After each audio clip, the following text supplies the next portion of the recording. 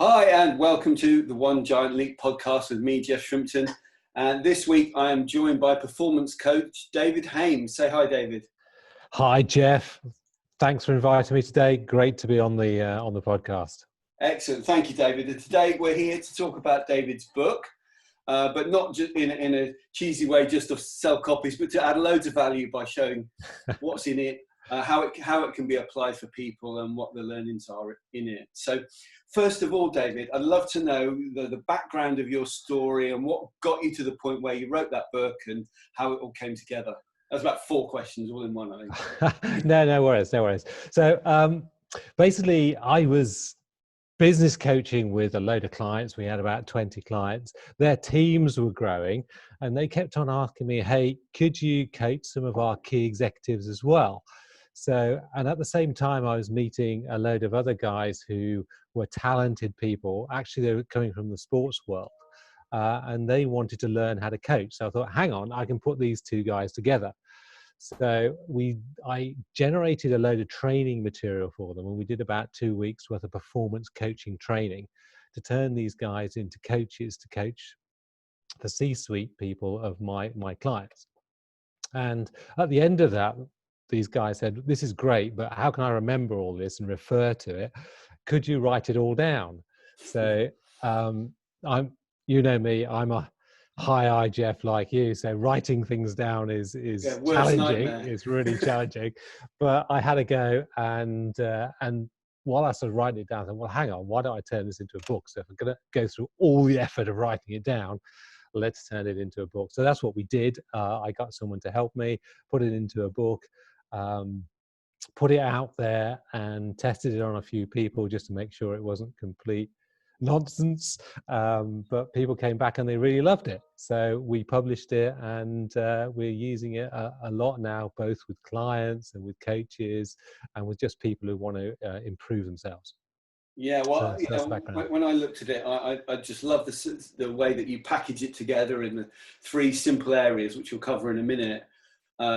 And I'm definitely going to be, from benefit of reading the book, I'll be giving it to my clients too, and with no shame whatsoever, copying your techniques and using them on my clients too, because I really, really like the way that you put it together. So do you want to talk us through the process of how you use the contents of the book and what they are in that step-by-step format? Yeah, so basically what I tried to do in putting the book together, I tried to identify the traits of my really high-performing business owners. And I clustered that into 3 blocks. So these are things that all my high performers do really well. So the first one is what we call self-mastery.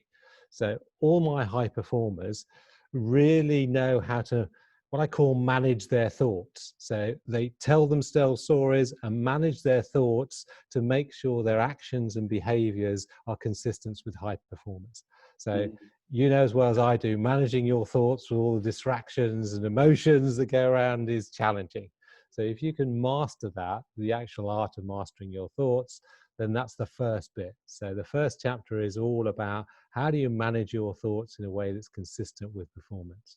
So can you give me some examples then of how we would do that? Yeah, so a good one is making sure that you're thinking and acting in a way that's consistent with your purpose. So for instance, I've got one client who, his rationale in life is, what he does is he wants to create sustainable clean energy for everybody. So everything he does and all the people around him are about that. So the first part, I think, is making sure that people have that purpose and they can articulate and they're thinking straight about that purpose, because that channels all their energy into one place. I spoke to someone the other day, and they've been working with some other coaches, and it hadn't been working out for her. And I started asking some questions, and it seemed to me that the coach had been trying to be like a drill sergeant and charge them up a mountain. But it wasn't a mountain that she wanted to go at. And that's not to criticize the coach, because that's the mountain that she asked them to drive her up, but then resisted the fact, and it wasn't working because the type of business that she asked the coach to work with her to create, when I started asking different questions about what she wanted her life to look like, not what she thought her business should look like, she realized that it's like, oh, I don't even want that. No wonder it's not worked out. Yeah, absolutely. And you know what? Building a business is like seriously hard work. You know that. And the purpose, I think, is what really gives you that inner energy. Because if you really believe in that, every time you come with a blockage, you just go back to it and you can overcome those obstacles. So, you know, that purpose and identity bit is really critical, because without that, you don't have the energy and the passion to overcome those hurdles that are going to get in your way. Yeah, it's like the difference between having to do something and getting to do something, isn't it? And being Yeah. excited that, wow, I get to do this every day. This is great. Yeah, Rather than, absolutely. oh, I So it's have to kind of do this. unleashing the energy that you have Yeah. inside you to apply it to a purpose. Absolutely. The next part of the book is about within the self-mastery block is about identity. Tell me what you mean about that. Yeah. So identity is designing the person you want to be, because all of us play lots of roles in life. So yes, we're a boss, and yes, we're a leader, and yes, we're a manager, but we're also a father, we're a partner. We might see ourselves as an athlete and stuff like that. And actually, if you can articulate the person you want to be, you can be that person, because you tell yourself that stories. So a lot of that stuff is about making sure that people do sit down and say, okay, who do I want to be and how do I become that person? So that's the identity bit. So a good example is that I was working with a client who had been a teacher for all of her life, and she'd come up with a business idea which was putting together teachers with people who want to be homeschooled. And I know the business. I recommended someone that to someone just this very day. Cool, fantastic. Now, her identity issue in building this business, because it was a technical business, it's like Uber, you know, it's using technology. What was holding her back is she still saw herself as a teacher, right? Her identity was as a teacher. Yeah. So the work we did with her is, actually, you're a tech entrepreneur. What you're building is the equivalent of Uber. And actually, once she got into that identity set, is, no, actually, I'm a tech entrepreneur, she started to do the things that made the business successful.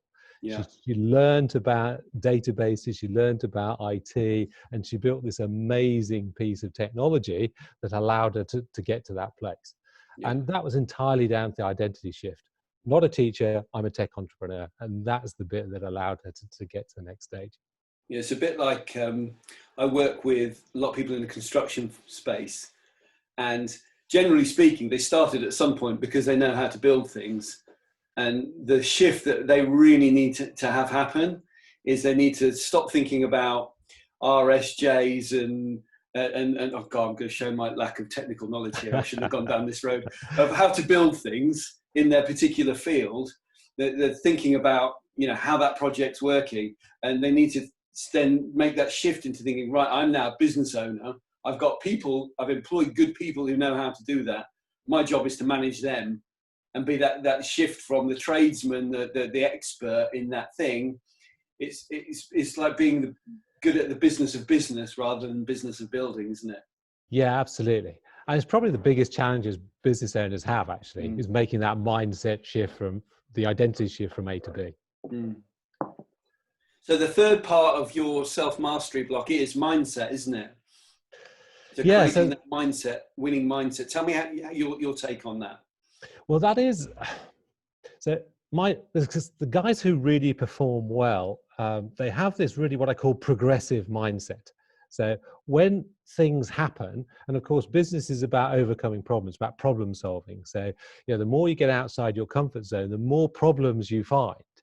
And the progressive mindset is one that says, okay, it's a problem, but what can I learn from that? How do I move forward? Yeah. So they have a totally forward-looking mindset. They spend no time whatsoever worrying about what didn't go right. They spend all of their time and all their energy worrying about what the next step is, the forward stuff. Got to go and find some bigger problems. Yeah, absolutely right. Running into danger. Yeah, and what that does, it maintains that mindset maintains their energy level.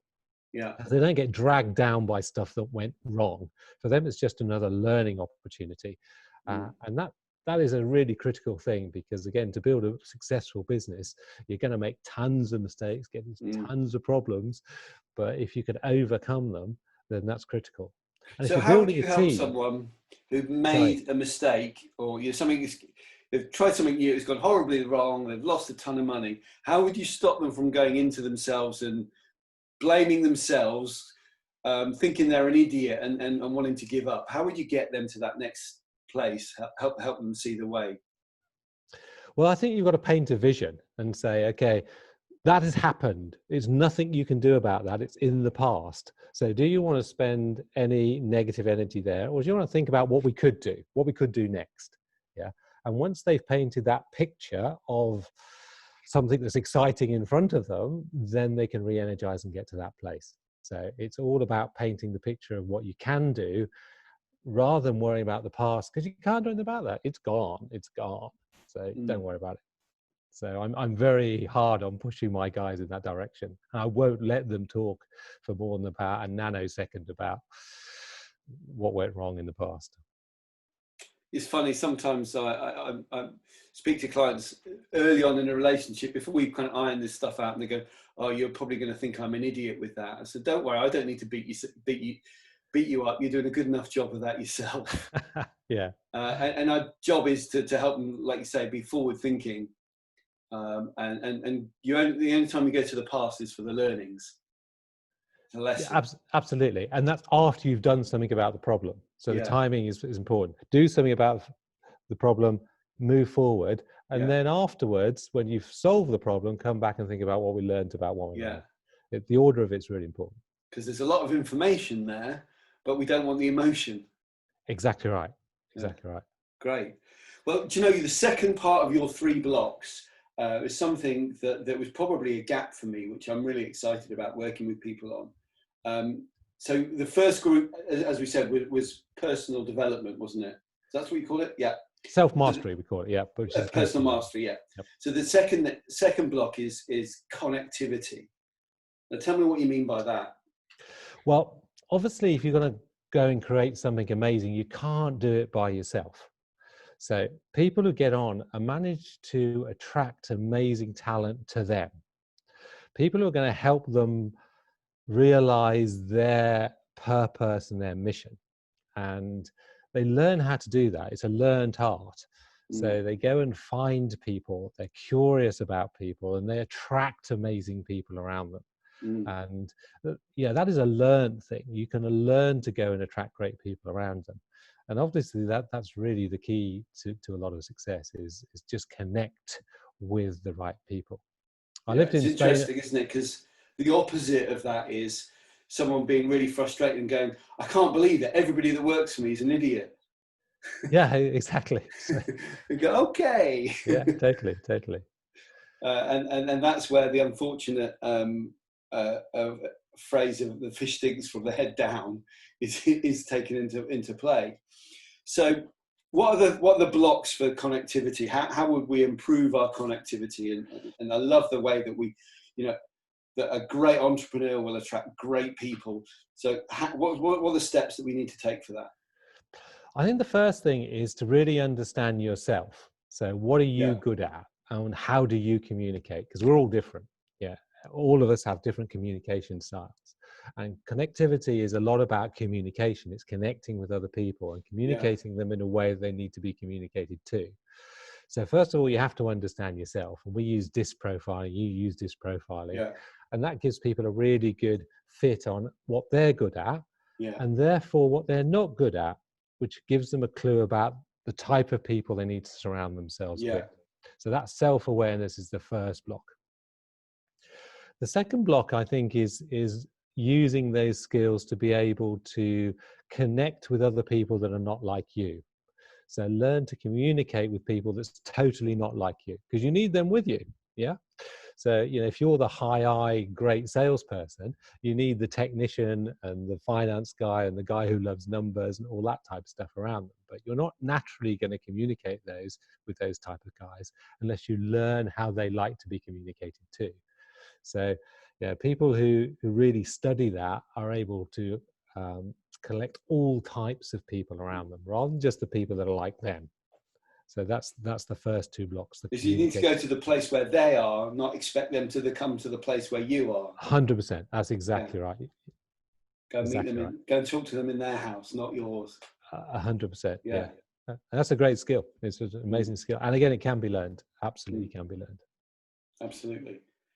And I love what you said about curiosity as well. Talk to me about that. Yeah. So curiosity is, if you go to a party, you can either find one person you like and talk to them for 45 minutes or an hour. Yeah. Or you can say, hey, I'm curious about everybody that's in this room, and you work the whole room. Yeah. And that's what I mean by curiosity, because if you have that, you're going to meet many more people. Yeah. And if you meet many more people and ask the right questions and find out something about them, you're going to find those needles in a haystack. Because guess what? Your perfect chief operating officer, or the person who knows the technology they're going to get you to the next stage, yeah, there's one in a million or one in 1,000. So you've got to talk to a lot of people. And actually asking them the right questions as well to find out enough about them to see if there's any human connection here. That's why we call it connectivity. It's finding those connections, joining the dots. You've got to have that mental and intellectual curiosity to get that information and meet a lot of people. Do you know, that's really magnetic as well? Because my little brother, he does something in IT or something. Nobody really knows what he does. And he's not a loudmouth like me that likes to be the center of attention, but he really is really magnetic. It's very annoying. But what he does, he'll meet somebody at a barbecue or a party or something like that, and he'll just ask them questions. Oh no, where do you work? And what do you do? Oh, and how does that work? And what happens is at the end of the conversation, people go, that Ed, he's a lovely guy, really nice. And where sometimes I can be tempted to be a blabbermouth, and I spend my time trying to be interesting, and he spends his time trying to be interested, and he wins, which is very irritating because he's my little brother. But being interested is so powerful, isn't it? Yeah, absolutely. So that's the power of curiosity. Absolutely. So once you've got people engaged in curiosity, the next step is actually influence, isn't it? Persuasion. Yeah. And again, once you've got a tribe of people that believes in your purpose, then you've got to persuade and influence them to do the things you want them to do. Yeah. And that is really the ability to put a case forward that everybody buys into. Because if you can align people behind the mission, then you're going to really achieve extraordinary things. And again, the learning how to influence and persuade people, I think, is an art and a science. So yeah, you've got to give a rational argument, you've got to give an emotional argument, and you've also got to be charismatic and credible. So if you can basically hit those three things when you're trying to persuade either a person or a group, then you can be incredibly successful in getting people in the place that you want to get them in. It's not manipulative, it's just skilled communication. So it's emotional argument, rational argument, credibility, and charisma. So that's what we teach so that we can make people much more effective in the art of influence and persuasion. And it's enrolling and inspiring them to the vision, isn't it? Yeah, absolutely. And it's a very human thing as well, because you've got to be authentic and natural at the same time, because nobody wants to follow a plastic leader, do they? No, cheesy salesman. No, exactly. Brilliant, love that. So the third of your 3 blocks is personal productivity. Tell me about the whole block first before we dig into it. Yeah, so again, this was about observing the sort of top 25% of my clients that really were growing their business at incredible rates. And the one thing I realized about them very quickly is the amount of stuff they got done on a weekly basis was probably 5 times the amount the average client got done. Yeah. So their output was just significantly higher. And when you look at what they do, I mean, they've learned tools to make sure they stay really focused on those things that deliver for them. And they're brilliant in managing their time. So they don't waste any time. They don't get distracted on stuff that's not important. They just focus on things that make a real difference. And they're maniacal about getting that stuff done. So the output they deliver vis-a-vis a normal person or an average performer is incredible, probably times 4 or times 5, which is an incredible number, right? Yeah. I once saw a Olympic rower do he was doing the circuit, doing his corporate speech, and his catchphrase, as it were, was, "Will it make the boat go faster?" And it was just about, if it's not going to make the boat go faster, I'm not interested. But absolutely, even if it's a tiny bit, we're going to focus on that. And it was just a phrase that really stuck with me. They're like even when you're looking at costs of a business, isn't it? If it's not going to make the boat go faster, get rid of it. Yeah, 100%. Yeah, absolutely. So the second thing is about, the first thing in that group that is you talk about high value activities. What do you mean by that? Yeah, so when we're coaching this and helping people become high performers, we talk about this thing called high value activities. So I asked them, I said, look, okay, what are your high value activities? We do a lot of work on it. And we say, okay, what are the 2 or 3 things that if you did consistently well over a period of time would get you to where you want to be? So once you've identified those high value activities, then we can build a work pattern around them to make sure we put enough hours, enough energy into those things. Mm-hmm. Now, those things have to be stuff that A, you're good at, and B, you like. Because, where we started today, you can't force people to do stuff they just don't like. Yeah. So my father used to have an expression. He said, look, you can, if you wanted to, spend a lot of time and teach a rabbit to climb a tree. You could do that, David, if you wanted to. Or you could just go and hire a bloody squirrel, because it'll get there a lot faster. So, this is the point of finding out what people are good at and what they like doing and what adds lots of value to their mission. And really keeping a focus of that. So it's identifying those high value activities, and we all have them. Them. Great. So then it's driving, the next is proactivity, isn't it? So once you know what those are, it's actually, I suppose is that around execution? Yeah, proactivity is the mindset of, I'm going to control what I do. I'm not going to react to my environment. Every day, it's my time, and I'm going to decide how to use it. Yeah. Because, a lot of business owners get into the scenario where they go into work and they just react to stuff around them. Yeah. So, they're not in control. The business is in control of them. Open up the email inbox and have it dictate to you how the day goes. Absolutely. Whereas, my high performers, what they do is first of all, they have a default diary, but also every night they say, okay, what are the 2 or 3 things I'm going to smash tomorrow? Mm-hmm. And they don't allow any distraction or reaction to other environment around them until they've cracked those 3 things. So it's kind of it's almost a militant mindset that says, it's my time. I want to get this stuff done. I'm going to get it done. Don't distract me. Yeah. So many times until people get the hang of that, something happened on site, or, somebody phoned in sick, or there's always something, isn't there? There can always be something. Yeah.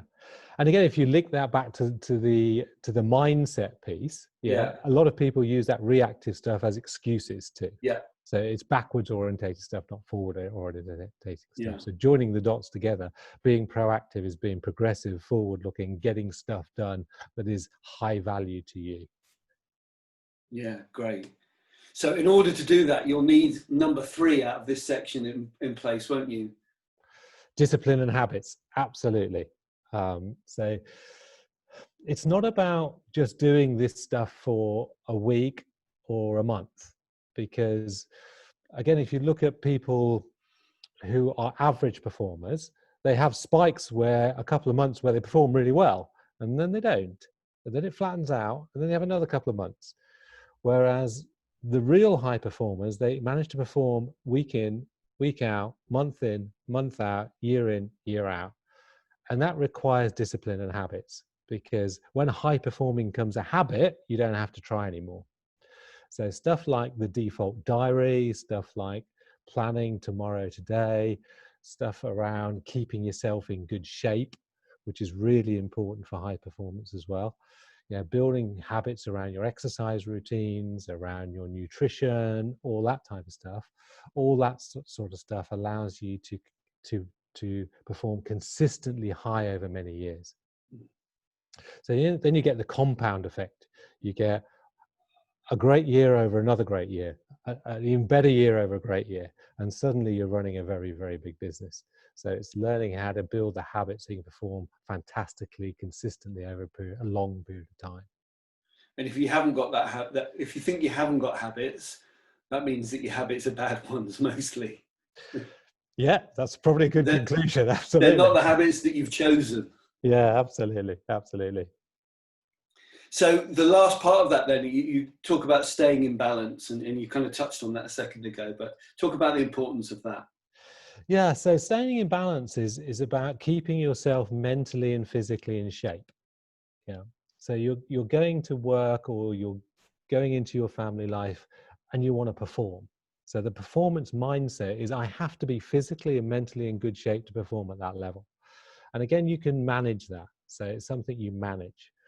So the first part of it, I think, is identifying those activities that do keep you in balance.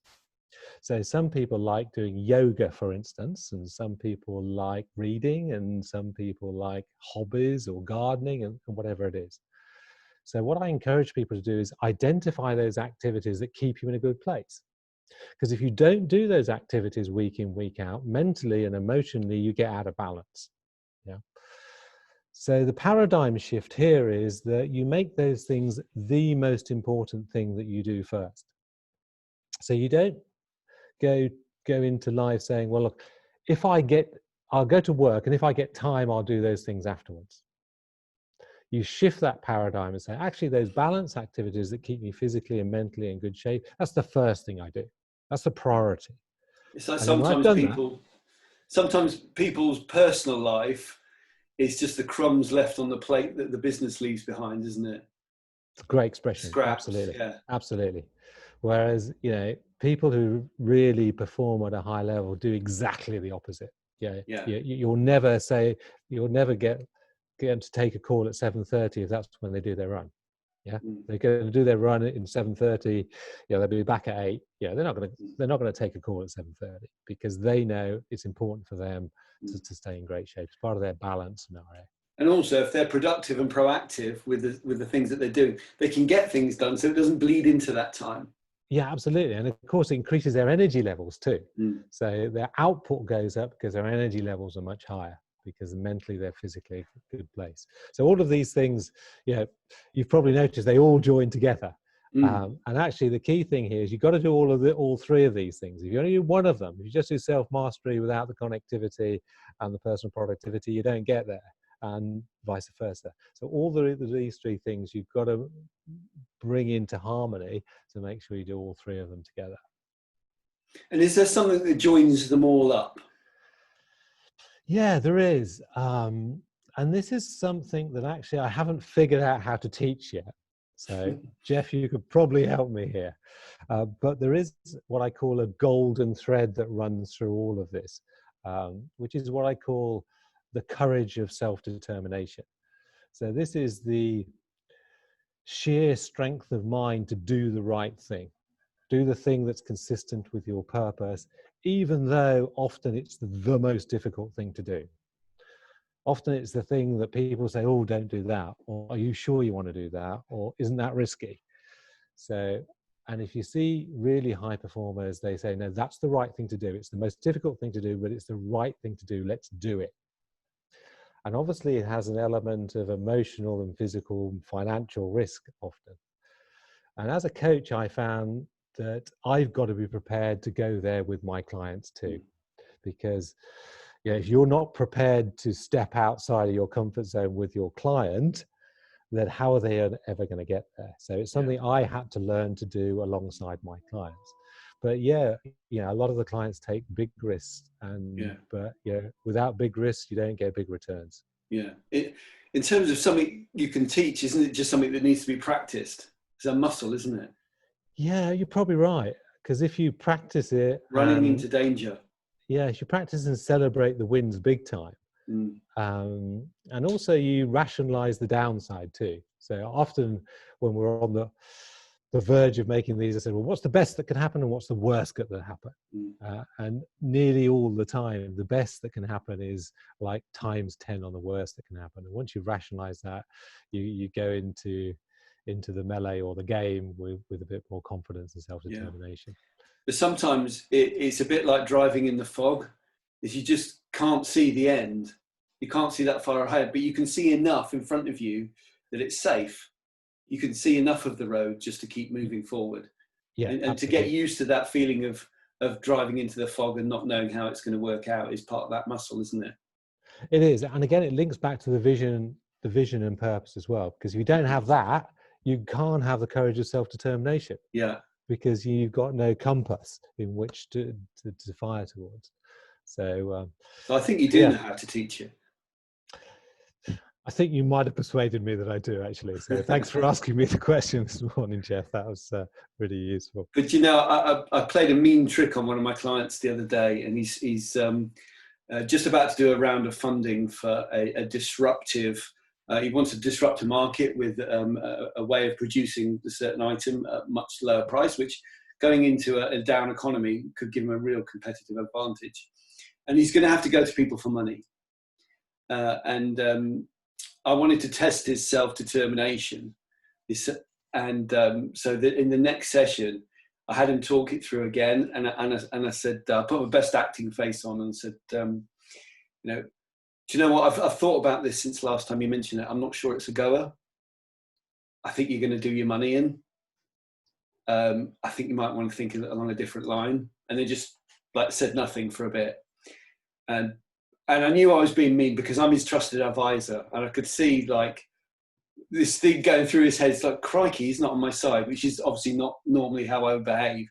And he sat there very quietly. And then he gave me this really, really determined look. And he went, "You're wrong. I disagree. I'm doing it anyway." Actually, what he should have said was, "Okay, Jeff, you're fired. I'm going to go and find a coach that backs me." And then, of course, I let him know why I'd done that on purpose. It's because if you're going for funding, you're going to hear that a lot. And you've got to be prepared for it. And I wanted to test where he was at. And he was absolutely rock solid. He was rock solid. And that's the thing that's going to get him to where he needs to be. Yeah, absolutely. And you know what I found, Jeff, as well? It's not the quality of the idea, it's the conviction behind the execution.